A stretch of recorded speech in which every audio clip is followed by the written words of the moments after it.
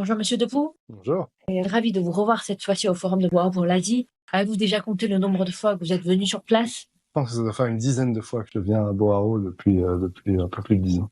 Mais quelles sont les particularités de cette année? Cette année, il y a un peu plus de participants du reste de l'Asie, donc en dehors de Chine.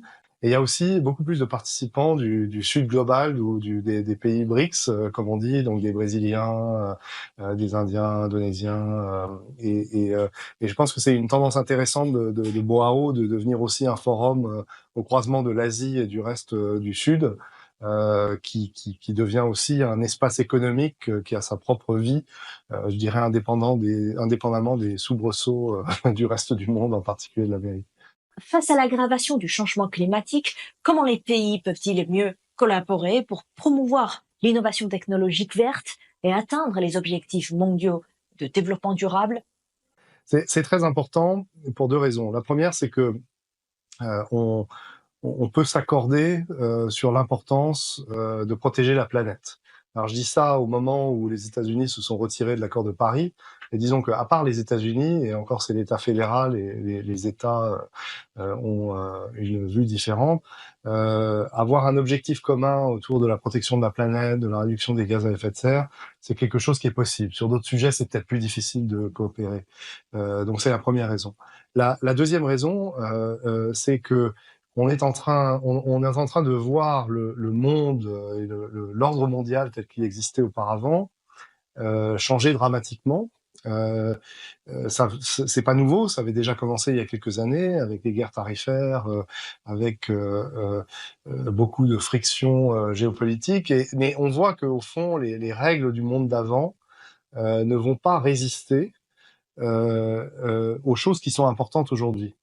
Et le climat, c'est une de ces choses qui est importante, mais peut-être aussi la sécurité, peut-être aussi la souveraineté économique de certains pays.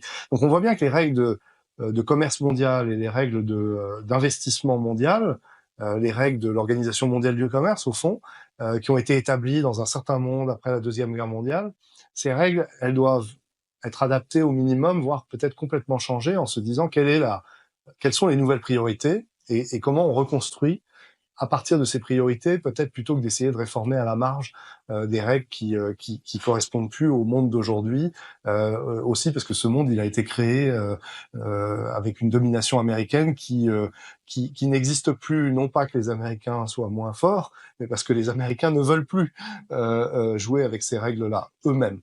Donc il faut les changer. Et le climat, eh ben, c'est une de ces priorités sur lesquelles on peut s'accorder, et c'est aussi une des priorités sur lesquelles deux blocs, la Chine d'une part et l'Asie plus généralement, et puis l'Europe d'autre part, se sont engagés fortement. Alors l'Europe parce que c'est une conviction, et l'Europe s'est fixé des objectifs très ambitieux en matière de neutralité carbone, mais la Chine et l'Asie parce que c'est une condition de la compétitivité de toutes les entreprises ici, qui sont des exportatrices, euh, en particulier vers l'Europe. Donc si l'acier chinois ou l'aluminium chinois est chargé en carbone, si le nickel indonésien est très chargé en carbone, il va pas passer facilement la frontière de l'Europe, ou plutôt il va passer la frontière de l'Europe, mais en payant soit des droits de douane, soit en l'occurrence le prix la différence de prix du carbone entre le pays d'origine et l'Europe. Voilà pourquoi il faut coopérer. Et comme la Chine est le berceau de beaucoup de ces technologies, grâce à son échelle et puis à l'effort qu'elle fait pour décarboner son énergie, ça a beaucoup de sens, cette coopération entre la Chine et l'Europe en particulier. Selon vous, comment harmoniser le système commercial mondial avec la protection de l'environnement pour accélérer la transition vers une économie de bas carbone? Le commerce international, les investissements, les flux, le capital qui se déploie partout dans le monde, ça sert aussi à diffuser de la technologie. C'est-à-dire que si une entreprise chinoise qui est à la pointe de sa technologie et par exemple d'une technologie neutre en carbone investit en Europe, elle va le faire avec la meilleure technologie. lorsque les entreprises françaises, par exemple, investissent en Chine, elles viennent en général avec leur meilleure technologie de production. Et cette technologie de production, elle est durable parce que ça correspond à leurs engagements. Et donc, ces investissements croisés, en fait, ils diffusent de la technologie, ils apportent du savoir-faire, ils apportent des nouveaux réflexes, et finalement, ils imposent, ou ils proposent d'abord, et ils imposent peut-être, des objectifs plus ambitieux en matière de neutralité carbone.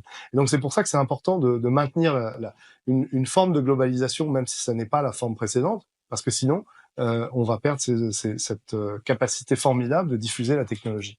Merci beaucoup, Monsieur Debout, pour ces partages. Merci à vous.